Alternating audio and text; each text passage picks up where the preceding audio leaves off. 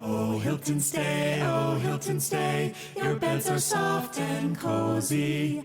No lumpy couch, no stiff futon, no shower line at crack of dawn. Oh, Hilton, stay. Oh, Hilton, stay. When you want holiday comfort you can count on, it matters where you stay. Enjoy comfortable rooms and friendly service when you stay with Hilton instead. Save up to 25% this season when you book with Hilton. Hilton for the stay. Terms apply.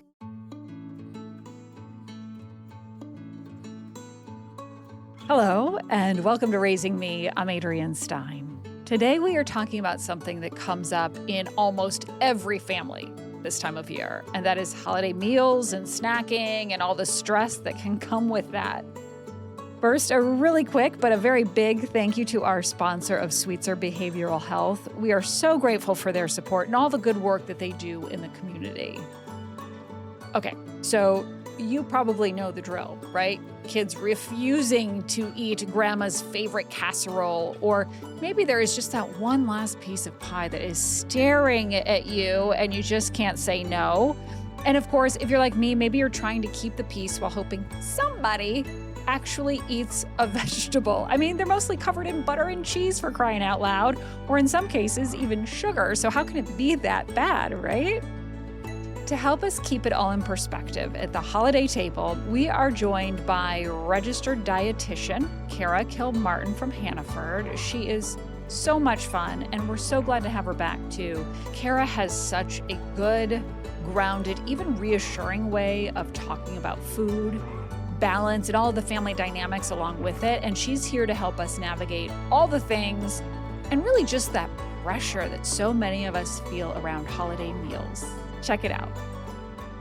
Kara, I'm so glad you're back. Thank you so much for coming. Thank you for having me back. This is, we're now getting toward the holiday time of year, which can be a real pressure point for parents and kids and eating and all the things, not only for the kids, but really for the parents too, because we can talk some portion control too.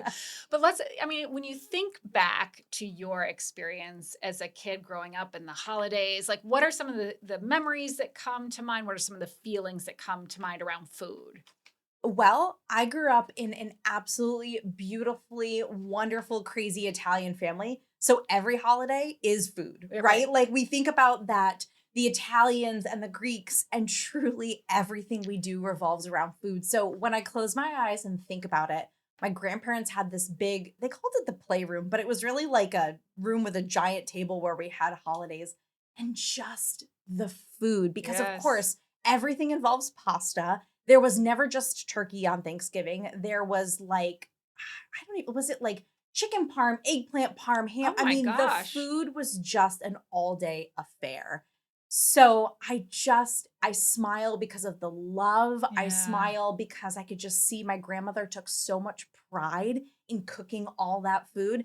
And we took just as much pride in eating it. So did your grandmother cook all of it? Like the chicken parm and the turkey and the things? Everything. She must have been cooking for days. For days. And so, my family would help, right? Like they'd bring a dish, but it would be like, please let us bring a dish because this is just what she wanted to do. Yeah, that's how she shows love. Yo, very much so. Yeah. So the one thing we always said, if you go to grandma and grandpa's house and they offer you food and you say no thank you, the biggest insult you could possibly have, which also leads though to saying it's okay to say yes, but not feel the need to overstuff yourself and get Thanksgiving full at every holiday event too. Well, that's easier said than done, Kara, but great advice.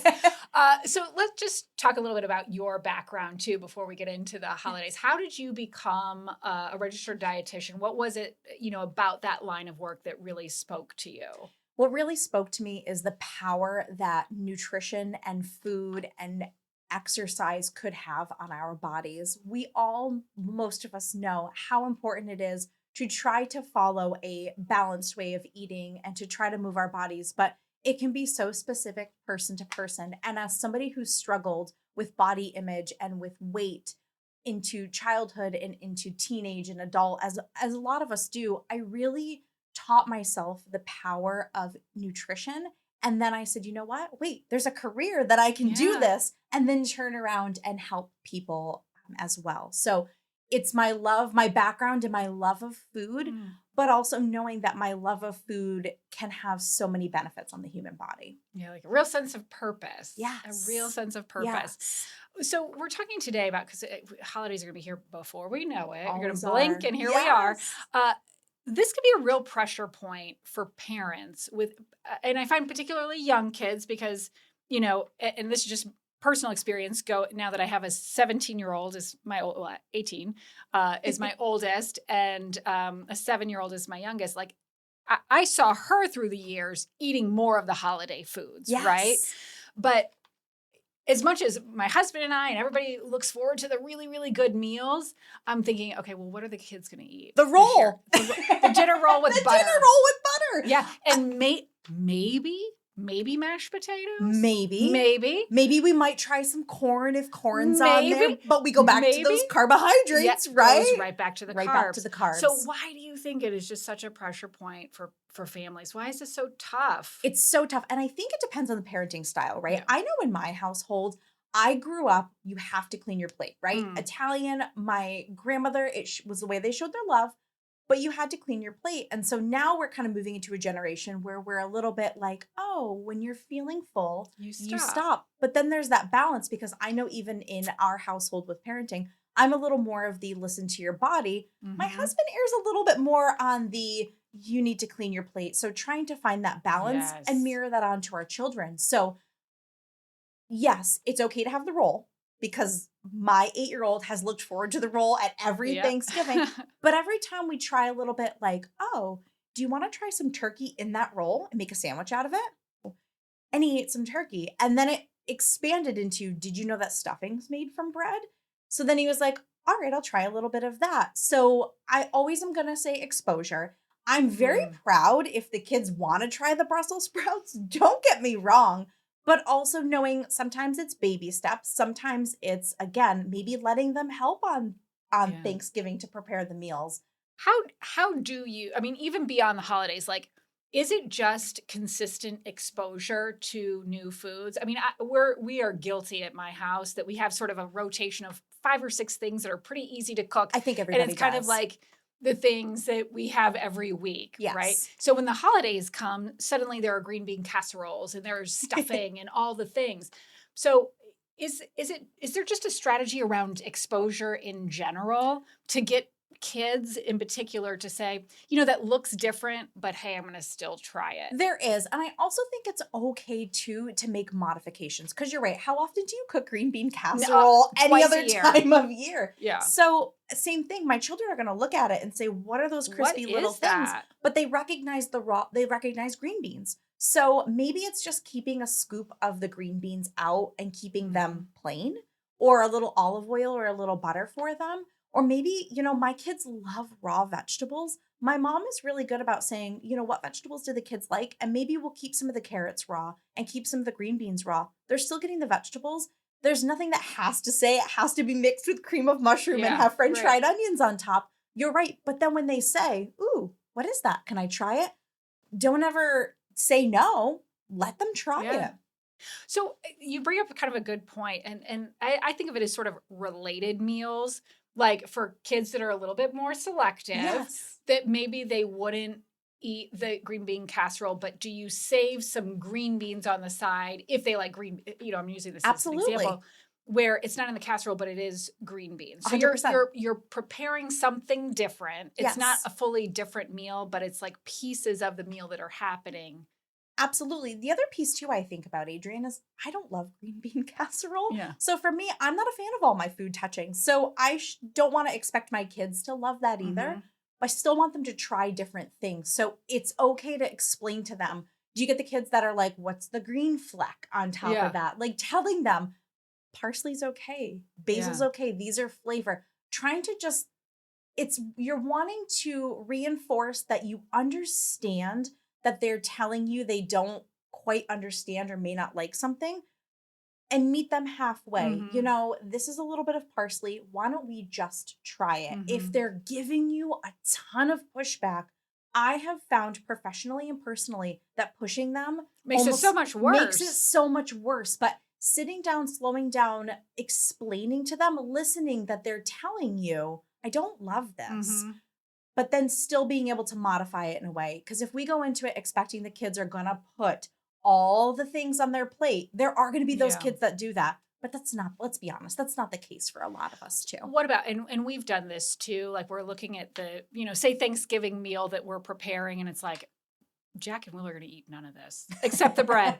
So we'll should we why don't we also do a mac and cheese? Or why don't we also do something that they're going gonna to eat? That's where I think it's a little bit of a balance. Yeah. I don't think there's anything wrong with that. So again, there's nothing, we know with parenting, there's no right and there's no wrong. Right. It's what works best for every parent. So if you're like, you know what, there's already enough pressure at the holidays, we are just going to make that mac and cheese. Don't beat yourself up. That's okay too. But my philosophy is, we often will say, okay, what's the protein in there? Maybe I keep that cottage cheese on hand for my 4-year-old who I know loves it. Or maybe we keep some of the turkey to put in the sandwich for my 8-year-old because I know that's how he's going to eat it. So we're going to modify, but not completely on their terms, find that balance. But if it is really that stressful and the parent's like, I just need to make the mac and cheese or make the chicken nuggets. For crying out loud, make the chicken nuggets. Yes, we survived on a lot. Oh, please. More. Oh my gosh, the processed foods of the foods. 80s, and into the 90s, come on. But we survived. Somehow. We barely. Did. And there's also something to be said about, I often tell whether I'm working with clients in store or I'm working in more of the medical setting, you do the best you can 75 to 80% of the time. And goodness, you save that rest because chicken nuggets are fine. I am not making my chicken nuggets from scratch. It's okay to have the frozen pizza or even the pizza from your local, place where you would get takeout. Life is all about balance and there is no good food, bad food. There's really just trying to do the best you can the majority of the time. Let's talk about a little bit of balance because when I think of balance and around the holidays, I think of portion control. Yes. Okay. So this is something I think that is applicable, not just to kids, but, as an adult, how much should we allow just indulging, just go for it? Here's the thing. So I am a big advocate in my personal and professional life about listening to your body, listening to those hunger cues, those fullness cues, body positivity, how we're feeling. So I have a couple schools of thought about it. So yes, we all make ourselves Thanksgiving full and it doesn't always feel the best. No, but it's so good. It's so good. So how can we balance that? Knowing that I think about my Italian growing up, Thanksgiving was all day eating. There will be leftovers. There'll still be food out. It's okay to have portion control, but goodness, please have the dessert. It's okay to have that. Listen to what do you want? You don't have to force yourself to eat the large portion, but it is okay to have dessert. And you don't have to just wait for Thanksgiving or Christmas or Hanukkah or your birthday to have dessert. Listen to your body. Yeah. I got in my husband's car yesterday. There was a mini bag of peanut M&Ms. My body said, yes, that's exactly what I wanted. It was the small one. I didn't eat the king size. And at the end of the day, you eat it. I felt like I wanted it. There was no shaming myself in eating it, but I did eat a really good salad for dinner that night. Not because I was guilty for eating the M&Ms, but my body then really wanted that good salad. So portion control is very important. Balance, but so is letting yourself have the foods you want to have. Well, and then balance beyond the portion control, and you kind of alluded to it with the M&Ms, it's not just the portion control, it's also that balancing the treats and the healthy options. Correct. Let's not just have a plate full of pie. That's not balanced. But that sounds good. It sounds really good. You know what? And maybe that's your thing. And I tell people too, again, it's okay, but it's balance. I know our holidays are also full of vegetables. So 9 out of 10 Americans don't get enough fruits and vegetables. Which is wild. Isn't it wild? 9 out of, that's 90%.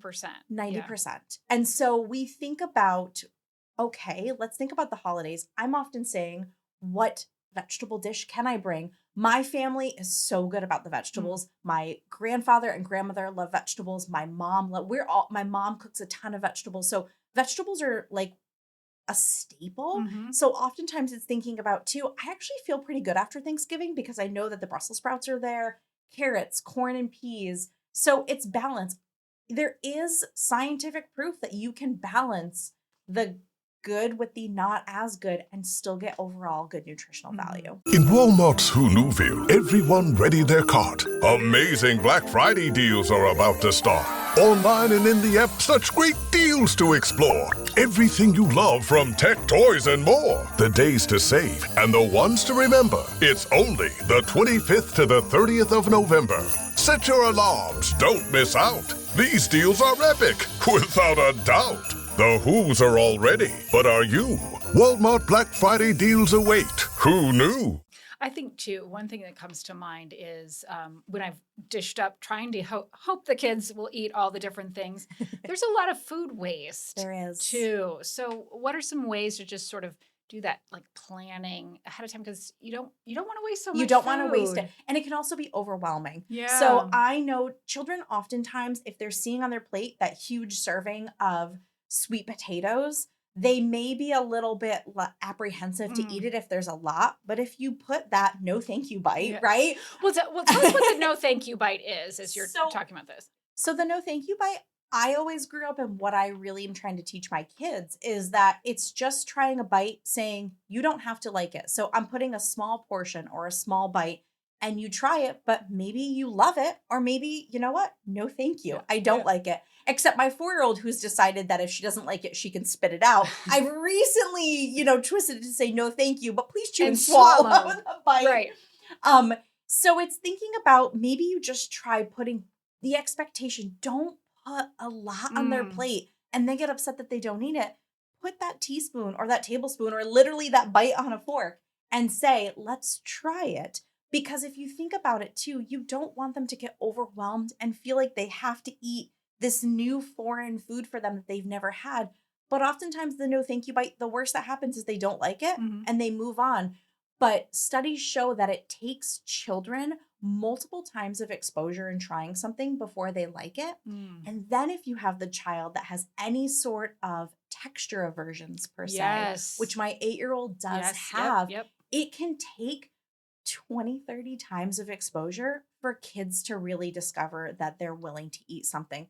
Don't just say, no, thank you, try it once. You have to keep offering it in a non-pressure situation and multiple different times. Do taste buds change? Because that's sort of our line at the house. Like if, say my 13-year-old would say, nah, I've done that before. No thanks. No thank you. But without trying it, he'll just be like, yeah, I'm good. Thanks so much. But we'll say, well, your taste buds change, so maybe you'll like it this time. And sometimes that works, sometimes it doesn't. It doesn't. As kids mature, they're going to try things. Yeah. I know I grew up in upstate New York, so seafood was not as big of a thing as it is here in Maine. So when I moved out to Maine as, in my late teens, early 20s, I was like, I don't like seafood. And I'm like, you know what? I've never had fresh salmon or fresh haddock, and my gosh, big difference. My whole part of my nutrition would be different if I didn't include seafood. So yes, they do change. And even as adults, I think we're terrified to try things as well. Yeah. And again, what we do, what our children see us do mirrors what we want them to do. Yeah. So oftentimes, even if I know I don't love something, but my kids are like, hey mom, do you want to try this? I will also do the no thank you bite. And my response the other day when my 8-year-old handed me a spoonful of, it was macaroni and cheese, which I will say is not my favorite food. Oh my goodness. I know, it's crazy. I know. Still just devour a box of mac and cheese. I took a bite of it and he said, what do you think? And my response was, it's not my favorite, but I'm really glad that I tried it because I really like the cheese sauce that's on this. And so finding something positive. Something positive. So then what I did was I took my carrot and I dipped it in his cheese sauce and I ate it. And I was like, that's how I really like it. So then guess what he did? He dipped the carrot in the cheese sauce. So then I got him to eat the roasted tricolored carrots that I was eating with his mac and cheese. And we had a great conversation about it. Yeah. So when it comes to holidays and, say maybe you have some selective eaters, do you have any great festive fun holiday dishes that might appeal to them? Yes. So absolutely. So I think making it fun and festive is super important. I do have to say, Hannaford.com has a great recipe section that I'll send you the link as well. So every time that you've ever seen a recipe in Fresh Magazine or seen it in one of our dietitian tables, that recipe is going to be in there. And so I still love a tangible recipe, Mhm, right? Like I same. love seeing it. But then oftentimes there's a lot of kid-friendly options. So I know we were talking earlier off air about multicolored carrots, right? Yeah. So I know trying different things and then getting the kids involved, having the kids cut those carrots, look at them, have them look through the recipes Yeah. with you and say, ooh, that looks really fun. I know my daughter just got a Highlights magazine. They still Yes. exist. And she was like, wow, that recipe looks really good. So we're going to literally take that recipe and we're going to make it together. And then you could say, remember that recipe we made? Do you want to make that when we go For to Thanksgiving, right. Yes, absolutely. So, and that sort of brings me to another point of just having the kids help in the kitchen Yes. during holiday prep, which, I'm sure your grandmother was stressed out and stressed the way she was doing all of it. But, the importance of, having the kids in there with you Thanksgiving morning or the day before, whenever you start the meal prep and Or the planning. week before, no. Or the week, well, good for you if No. it's the week before. But if you could speak to that, the importance of that when it comes to maybe their open-mindedness Yes. in trying these holiday foods. We always say in our house, our children are the most unhelpful, helpful children in the kitchen. Yes. So nothing makes me more frustrated and proud in the moment when my 8-year-old rolls in and is like, what can I do to help? And I'm in even just day to day, right? Like, and I'm already in the midst of like thinking You've got about your exactly. strategy. So then take that to the next level on the holidays. You're preparing for 5, 10, 15 Yes. people and have 3 times as many dishes. And that 8-year-old rolls in and says, what can I do to help? And in the moment, my first response is go play. Yes. But then yes. I know it's his way of saying he Yeah. wants to help. So we get the stool out for the 4-year-old and her kid-friendly knives that I just ordered that are wonderful. And so my 8-year-old is less inclined to want to help with the baking, but wants to set the table. So we'll Good. put the plates on his lap and he'll roll over and put them on the table. So knowing that they made a difference in that meal, they were a part of it from setting the table. Find a task they can do, even if it's putting the marshmallows on top of the sweet potato, because yes, we always do that in my family. They're going to feel so proud. They're going to want to share it with your friends and family, and then they're going to be more inclined to want to try it and think about that quality time that you got with them. Yeah. It may be unhelpful and stressful, but in the end, those are the memories. When we talk about memories, Yes. it's what we're going to think about too. How do you, and this is for kids and parents, but like really being in tune with hunger cues around the holidays, especially like I'm thinking of your grandmother's house, there's probably food all day long, all day, every day. everywhere. And it's very easy to munch Yes. throughout the whole day. So, like how do we sort of listen to hunger cues and if sort of say, I'll have some in a little bit, Yes. or, so that you're not literally eating the entire day. A visual comes to mind when you say that. So I have this great visual from a book I read called Body Kindness, and her visual in there is a gas tank. Mm-hmm. And so her kind of rule of thumb that I also like is you live between 1/4 and 3/4 of a tank full. If we get hangry, we're more inclined to overeat. So the people who don't eat all day and wait for dinner are there stuffing themselves, and then you don't feel good. So it's okay to live in that 1/4 to 3/4 full, munch all day. But my best piece of advice is keep active between. We always did that family walk after Thanksgiving dinner. And so we do that in my household as well. Even if it's freezing and my kids are looking at me like, really, what Mom? are you doing? I'm like, we're gonna take that walk and roll around the neighborhood and we're going to come back and then have dessert. We're going to have more room. We're going to feel better. And you're just teaching them about the benefits of being active, even if it's really cold out. If parents and families could just focus on, one, maybe 2 things to reduce holiday mealtime stress, what would those be? I think it's very easy to get stressed. I would be saying it's very easy to get stressed. I'd be lying if I said that wasn't the case for myself. But if we stop and slow down and think about enjoying in the moment, sometimes as a parent, it's really hard in that day-to-day bustle, especially at the holidays, to sit back and just remember, I always wanted to be a mom and I always wanted to be a dietitian. And here I am preparing food and watching my children, and it may be super stressful. Slow down and remember that. food's going to get on the table, even if it's early or late. Something's going to get burned. Something's going to be undercooked. It's okay. It's making those memories. Yeah. We're all going to eat. We're not going to starve. And it's okay. Every Thanksgiving, every Christmas, Hanukkah holiday is going to look different. It doesn't have to be perfect. And sometimes in the goodness. imperfection, that is what creates a great holiday. It really is. One year the power was out. So we live in Maine. One year the power was out and we grilled turkey burgers. Okay, listen. You know what? It's so memorable. It's so memorable. It came back on. There's this one dish called baked cheese that my grandmother made, and it's exactly what you would think.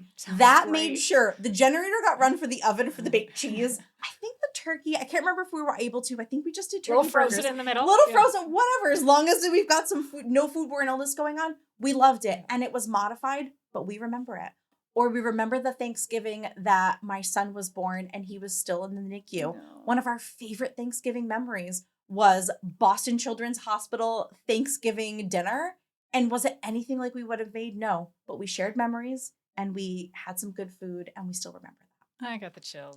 Kara, thank you so much. Thank you so much. I want to make sure we let our listeners know too. We'll have more resources. It sounds like you listed one in particular on our website. It's wgme.com/raisingme. Kara, thanks so much. Thanks. Happy holidays. Happy holidays. Well, a big thank you, as always, to Kara. Love having her in. And ultimately, I just hope you walk away feeling maybe a little lighter about holiday meals and snacking and all the things this year. Kara reminds us it's okay to keep it simple. Trust our kids and just really focus more on enjoying those traditions that we love and let go of that guilt that seems to inevitably sneak in over the holidays on so many things. You know, one meal's not going to make or break anyone, right? What matters is that connection and that kindness and making memories, not perfection. So here's a great reminder once again, give yourself some grace. Thank you so much for listening and to our sponsor of Sweetser Behavioral Health. I'm Adrienne Stein. This episode is edited by Megan Littlefield and produced with production assistance from Carissa Paulson. Please follow Raising Me wherever you get your podcasts and give us a like and follow, which helps others to find the message as well. Happy holidays to you and your family, and wherever you are, I hope you learned something new and get to take a little time for you.